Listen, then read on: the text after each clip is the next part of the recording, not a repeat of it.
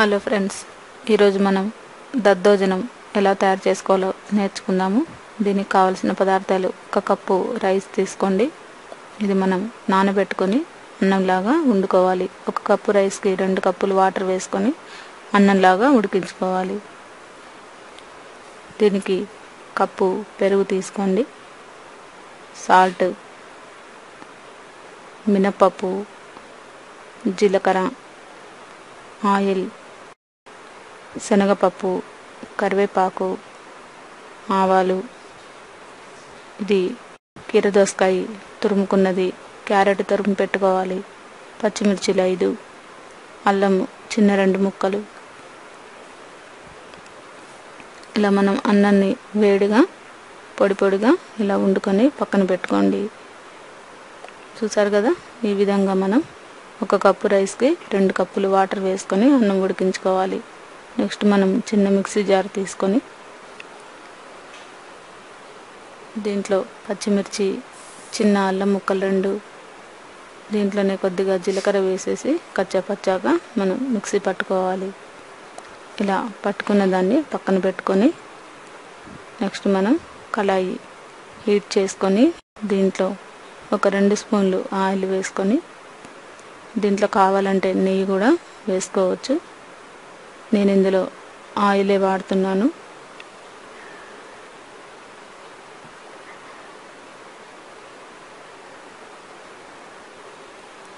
Oil వేడెక్కిన తర్వాత ముందుగా దీంట్లో శనగపప్పు వేసుకోండి.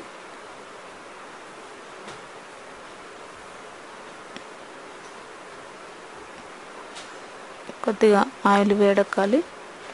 దీంట్లో 1 స్పూను శనగపప్పు, ఇది కొద్దిగా వేగుతున్న టైంలో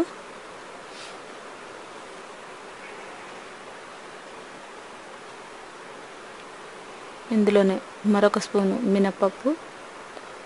ఈ 2 కూడా మంచిగా వేగాలి. లైట్ బ్రౌన్ కలర్ వచ్చేంత వరకు వేయించుకోండి.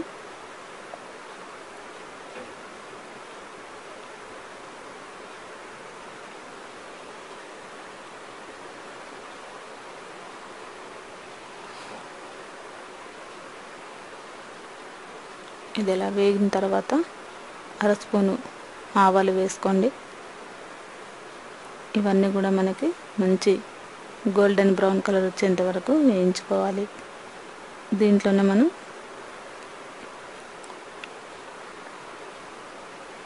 ఇందాక పచ్చిమిర్చి, అల్లం, జీలకర్ర మిశ్రమాన్ని మిక్సీలో పట్టుకున్నాం కదా, అది వేసుకొని కొద్దిగా కరివేపాకు వేసుకొని చిటపటలాడిన తర్వాత ఇలా మనకి కొద్దిగా వేగిన తర్వాత దీంట్లోనే ఒక 1/2 స్పూను ఇంగువ పొడి వేసుకున్న తర్వాత ఈ మిశ్రమంలో ఉడికించిన అన్నాన్ని వేసుకొని ఈ విధంగా మనం కలుపుకోవాలి.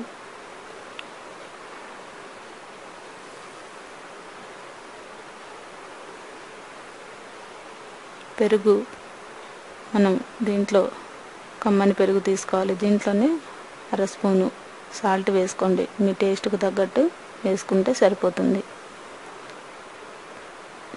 దీంట్లో మనం కావాలంటే ఎండుమిర్చి కూడా వేసుకోవచ్చు. నేను దీంట్లో పచ్చిమిర్చి వేసాను. నెక్స్ట్ మనం మంచి తియ్యటి పెరుగు, మరీ పుల్లగా కాకుండా మరీ స్వీట్గా లేకుండా ఉన్న పెరుగుని తీసుకొని ఈ విధంగా మనం మొత్తం కూడా కలిసేలాగా కలుపుకోవాలి.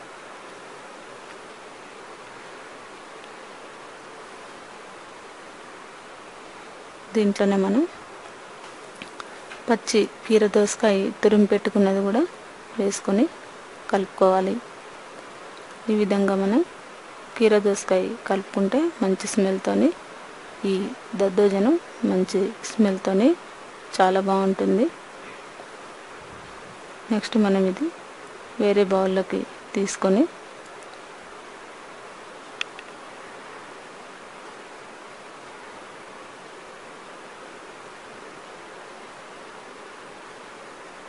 ఇలా మనకి తీసుకున్న తర్వాత చివరిగా కొద్దిగా క్యారెట్ తురుము వేసుకొని దీన్ని సర్వ్ చేసుకుంటే ఎంతో టేస్టీగా ఉంటుంది. ఎంతో రుచికరమైన ఈ దద్దోజనాన్ని మీరు కూడా ట్రై చేసి చూడగలరు.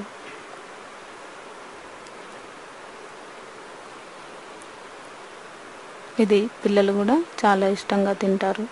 ఈ రెసిపీని మీరు కూడా ట్రై చేసి చూడగలరు.